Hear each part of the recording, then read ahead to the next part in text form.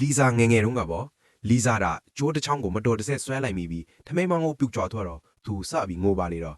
Lisa ရဲ့အမေကမျက်မြင်တယောက်ပါခလီးငိုတန်းကြတော့စိတ်ပူပြီးပြေးလာတာပေါ့ဒါပေမဲ့ခြေချော်ပြီးလဲကျသွားရှာတယ်အယံနာသွားပေမဲ့လေ Lisa ကိုလက်နဲ့ဆန်းပြီးရှာနေခဲ့တယ်ကံကောင်းတာက Lisa ကလန့်ပြီးငိုသားပဲရှိတာပါအမေကတော့လက်မှာတန်ရာရသွားတယ်ဒါပေမဲ့အမေကကိုအပြစ်ရှိတယ်လို့ခံစားနေရတယ်သမီးလေးကိုတောင်းပန်စကားဆိုပြီးအတန်ပန်းဇလီထဲမှာအတန်သွင်းထားခဲ့တယ်နောက်ပြီး Lisa ဘယ်နားရောက်နေလဲဆိုတာအမြဲသိရအောင် Lisa လက်ကဝက်မှာချူလေးတစ်ခုချီပေးလိုက်တယ် Lisa ကမိဘတွေရဲ့စောင့်ရှောက်မှုအောက်မှာကြီးပြင်းလာခဲ့တယ်သူကမိသားစုရဲ့မျက်လုံးတစ်ဖွဲဖြစ်လာခဲ့တာပေါ့အပြင်ထွက်စားကြတဲ့အခါ Lisa ကမိဘတွေအတွက်မီနူးဖတ်ပြရတယ်သူကဘေးလူတွေရဲ့အကြည့်တွေကိုဂယုမစိုက်ခဲ့ပါဘူးတနေ့တော့ Lisa ကအဖေဈေးရောက်လာကူပေးနေတော့စီးပင်းတွေရောက်လာပါလေတော့အကုန်လုံးထွက်ပြေးကြပြီမဲ့ Lisa အဖေကတော့အဖမ်းခံလိုက်ရတယ်အဲ့ဒီအချိန်မှာ Lisa ကဒီလောကကြီးထဲမှာအဖေဘလောက်တောင်အားငယ်စရာကောင်းလဲဆိုတာခံစားလိုက်ရတယ် Lisa နေမကောင်းဖြစ်တဲ့အခါမိဘတွေကဘာလို့ရမှန်းမသိဖြစ်နေကြတယ်မျက်မြင်အမေကဆေးပလင်းတွေကိုတလုံးချင်းစီလိုက်နှမ်းပြီးခွဲခြားနေရရှာတယ်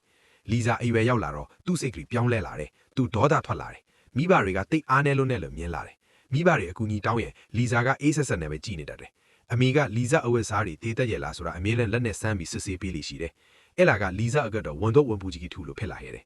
တနေ့တော့အမေက Lisa ကိုကြောင်းလာကြိုလဲလမ်းမှာရက်လိုက်တဲ့အချိန် Lisa ကသူ့လက်ကချူလေးကိုဖုံးလိုက်ပြီးအမေမမတ်မိအောင်လှုပ်လိုက်တယ်အမေဘေးကနေစကားမပြောဘဲဖျက်လျှောက်သွားခဲ့တယ်ဒါပေမဲ့အမေက Lisa ရဲ့အနံ့ကိုမတ်မိနေတော့ Lisa မှန်းတိလိုက်တာပေါ့အဲ့ဒီအချိန်မှာအမေနားလေလိုက်တယ်သမီးကသူ့ကိုရှက်နေပါလားဆိုတာပေါ့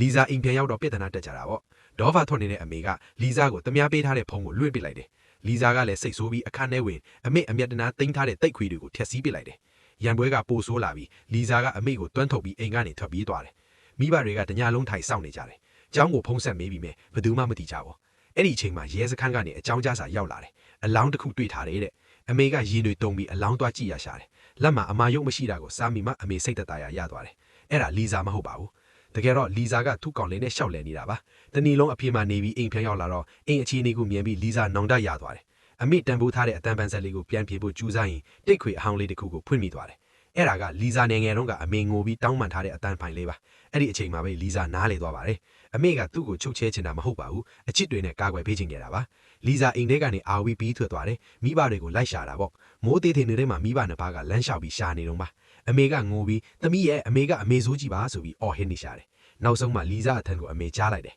အမေကပြေးလာပြီး Lisa ကိုတင်းတင်းကြပ်ကြပ်ဖတ်ထားလိုက်တယ်မိုးရီထဲမှာတားအမိနှစ်ယောက်ရဲ့ပွဲဟာမှုမှာတော့မိဘတွေသူ့ကိုဘယ်လောက်ချစ်လဲဆိုတာ Lisa အပြည့်အဝနားလည်သွားပါတော့တယ်